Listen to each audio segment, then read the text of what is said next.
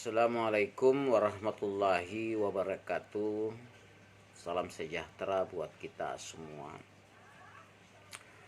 Pertemuan kita yang ketiga ini dalam mata kuliah Ekonomi Koperasi dan UKM. Yang lalu kita sudah membicarakan tentang dampak revolusi industri terhadap pemikiran koperasi. Nah, pertemuan kita hari ini adalah membicarakan tentang perkembangan koperasi di Indonesia pada masa penjajahan. Secara garis besar, bahwa di masa penjajahan Belanda, gerakan koperasi pertama di Indonesia lahir dari inisiatif tokoh R.A. Wiraatmaja pada tahun 1986. Wiraatmaja Pati Purwokerto dari Bayumas ini berjasa menolong para pegawai, pedagang kecil dan petani, dan hisapan lintah darat atau biasa disebut dengan ponggawa.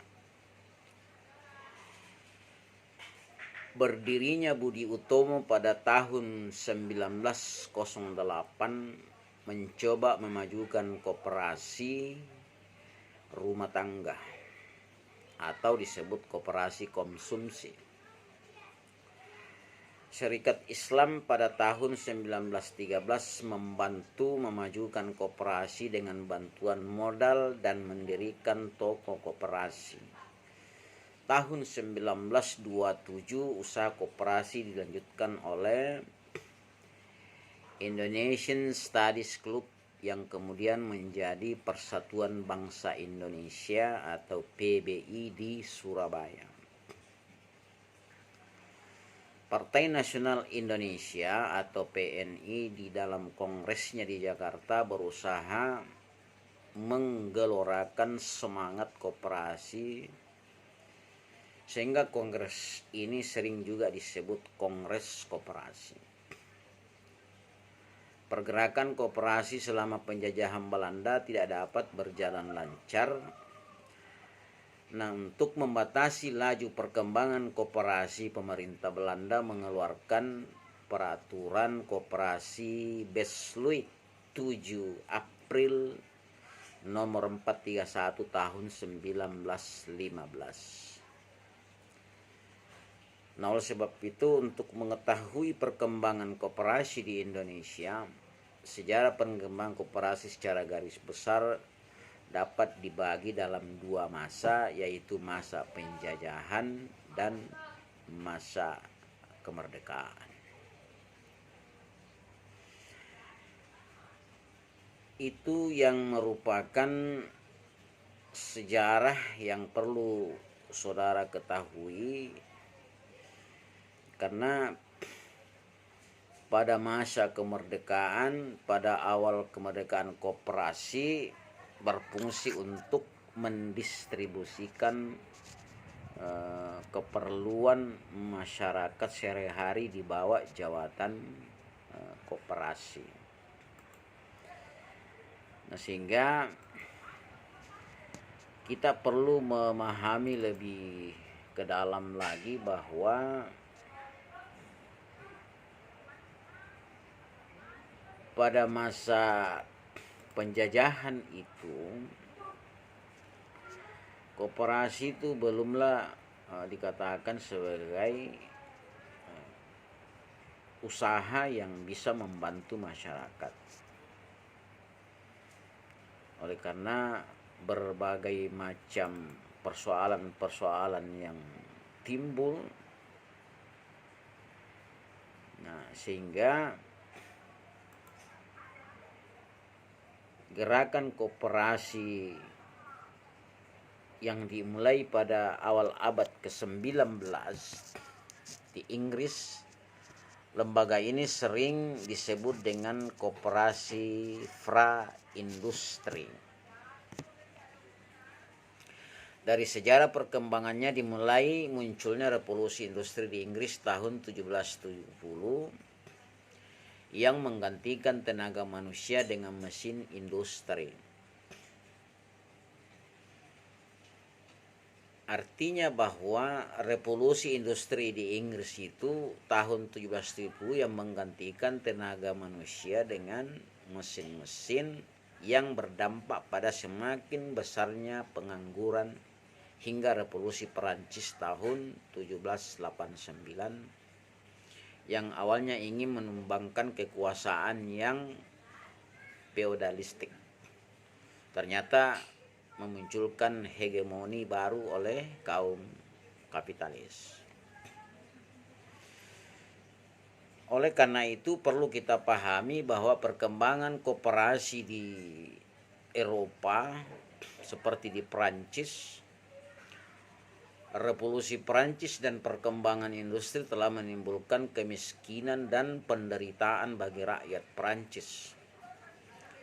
Kelahiran koperasi yang didasari oleh adanya penindasan dan kemiskinan yang terjadi pada masyarakat kalangan bawah atau disebut biasa buruh. Di dalam sistem kapitalisme yang berkembang pesat saat itu ternyata harus berhadapan pula dengan kelemahan dari dalam koperasi itu sendiri. Kurangnya modal, kesadaran dan pengetahuan yang rendah dari anggota dan pengurus menyebabkan koperasi sulit berkembang secara pesat. Di sisi lain, ideologi sosialisme yang muncul sebagai reaksi dari kekurangan-kekurangan kapitalisme itu ternyata tidak mampu berbuat banyak untuk merubah keadaan saat itu. Nah, berkat dorongan pelopor-pelopor mereka seperti Charles Fourier, Louis Blanc, serta Ferdinand Lassalle yang menyadari perlunya perbaikan nasib rakyat, para pengusaha kecil di Perancis berhasil membangun koperasi-koperasi yang bergerak di bidang produksi. Kemudian perkembangan koperasi di Inggris. Koperasi didirikan di kota Rochdale di Inggris tahun 1844. Koperasi ini dipandang sukses yang dipelopori oleh 28 anggota tersebut dapat bertahan dan sukses karena disadari oleh semangat kebersamaan dan kemauan untuk berusaha. Nah, walaupun pada awalnya banyak mengalami hujatan, tetapi toko yang dikelola secara bersama-sama tersebut mampu berkembang secara bertahap. Rochdale Equitable Pioneer Corporate Society dengan prinsip-prinsipnya yang pertama disebutkan sebagai keanggotaan yang bersifat terbuka, pengawasan secara demokratis, bunga yang terbatas atas modal anggota, pengembalian SHU atau sisa hasil usaha sesuai dengan jasanya pada koperasi, barang-barang hanya dijual sesuai dengan harga pasar yang berlaku dan harus secara tunai. Tidak ada perbedaan berdasarkan ras, suku, bangsa, agama, dan aliran politik. Barang-barang dijual dengan barang-barang yang asli dan bukan yang rusak atau palsu. Pendidikan terhadap anggota secara berkesinambungan. Nah, ini pula yang sudah terjadi di masa sekarang, tapi Inggris sudah mencetuskan lebih awal. Nah, dari pedoman koperasi di Rochdale inilah prinsip-prinsip pergerakan koperasi dibentuk. Meskipun masih sangat sederhana, tetapi apa yang dilakukan koperasi Rochdale dengan prinsip-prinsipnya telah menjadi tonggak bagi gerakan koperasi di seluruh dunia. Sehingga prinsip-prinsip koperasi Rochdale tersebut kemudian dibakukan oleh ICA dan disampaikan dalam Kongres ICA di Paris tahun 1987. Demikian pula perkembangan koperasi di Jerman, kemudian koperasi di Amerika Serikat, dan koperasi di Asia, seperti perkembangan koperasi di Jepang, kemudian di Thailand, India, Timur Leste, Filipina, Malaysia, dan Thailand. Nanti saya kirim bahannya, ini Anda baca, termasuk perkembangan koperasi di Indonesia. Demikian pertemuan kita dulu, nanti disambung dengan masa kemerdekaan. Sukses saudara. Assalamualaikum warahmatullahi wabarakatuh.